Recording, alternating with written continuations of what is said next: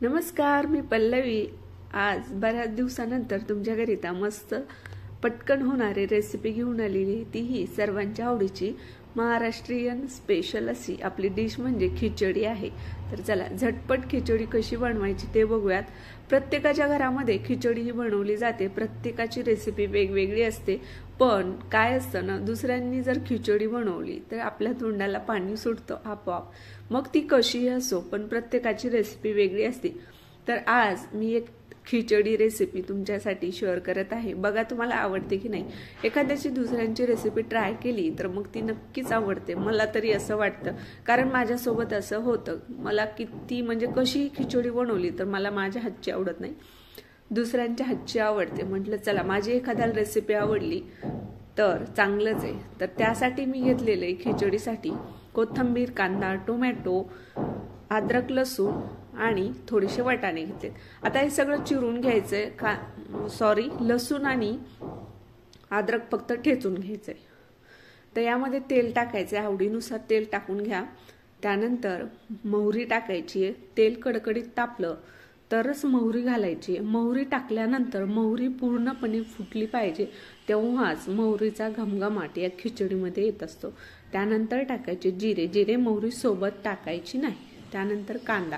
आता प्रत्येक जण खिचडी बनवतो, प्रत्येकाचे वेगवेगळ्या टिप्स असतात. त्यानंतर ठेचलेला लसूण आणि अद्रक टाकायची. त्यामध्ये तुम्ही अजून एखाद्या दुसऱ्या भाज्या तुमच्या आवडीच्या, बटाटा असो, गोबी असो, बऱ्याच वाढवू शकता तुमच्या आवडीनुसार बरं का. आता फोडणी छान तयार झाली. जास्त कांदा तळायचा नाही, करपट होईपर्यंत. थोडासा लाल झाला की त्यामध्ये लाल तिखट, अंबारीचं चटपटीत मसाला टाकलेला आहे. आणि खिचडी म्हटल्यावर खिचडीचा मसाला, किंवा मग तुमच्याकडे नसेल तर बिर्याणी मसाला, तोही नसेल तरीही चालतं. त्यानंतर हळद. आणि तुम्हाला लाल तिखट आवडत नसेल तुम्ही इथे हिरवी मिरची सुद्धा वापरू शकता. कोथिंबीर आणि टोमॅटो टाकून घ्यायचे. मस्त फोडणी तयार झालेली आहे. वटाणे टाकायचे आहेत आणि आता आपल्याला लागल इतपत पाणी टाकायचं. आता बघा, तुमची फोडणी वेगळी असेल, माझी वेगळी आहे, प्रत्येकाची वेगळी असते. वेगवेगळ्या पद्धतीने ट्राय केलं, चवीत बदल पडला की खायला बघा कसं मस्त वाटतं. तर आजची खिचडी ही मी एकदम मोकळीही बनवणार नाही आणि जास्त सैलसरही नाही, कारण मला थोडीशी ढिल्ली आवडते बरं का, म्हणजे एकदम मोकळी आवडत नाही. आता ही होती सकाळची शिल्लक राहिलेली भाजी, मी ती टाकून घेतलेली शेवग्याची भाजी होती. आता खिचडी बनवल्यानंतर मग कशासोबत खायची आणि वायाला जातं, म्हणून मी एखाद्या वेळेस वरण किंवा अशी भाजी उरली तर ती खिचडीमध्ये रात्री टाकत असते. आणि खिचडीला अजून चव येते बरं का, तुम्ही ट्राय करून बघा, खरंच खूप छान चवीला लागते. इतर कुठलीही भाजी असो, वरण असो, चवीला खिचडी छान लागते. आवडीनुसार पाणी टाकले. थोडीशी सैलसर ठेवायची म्हटल्यानंतर पाण्याचा वापर थोडा जास्त करायचा. आता ते तांदळावर डिपेंड असतं, तांदूळ बारीक मोठे असतील त्यानुसार पाण्याचा वापर करायचा. आता हे बिर्याणीचे मोठे तांदूळ आहेत बरं का, मोठे म्हणजे जे बिर्याणीला वापरतात ते. तुमच्याकडे बारीक इतर कुठलेही असो, तुमच्या आवडीनुसार तुम्ही तांदूळ घ्यायचे, असं नाही की हेच घ्यायचे. तर 3 कप तांदूळ घेतलेत, थोडीशी तुरीची डाळ घेतली आहे आणि 1 कप मुगाची डाळ, म्हणजे दोन्ही मिळून मी जवळजवळ 1 कप डाळ घेतली असेल. आता तुम्ही इथे अर्ध्याला अर्धी मुगाची डाळ टाकली, म्हणजे 2 कप तांदूळ 2 कप मुगाची डाळ असं टाकलं तर खिचडी अजून छान लागते बरं का चवीला. पण माझ्याकडे मुगाची डाळ संपत आली म्हणून थोडीशी तुरीची आणि मुगाची असं मिळून मी 1 कप टाकला. आता तांदूळ आणि डाळ स्वच्छ धुवून घेतले 2 पाण्याने.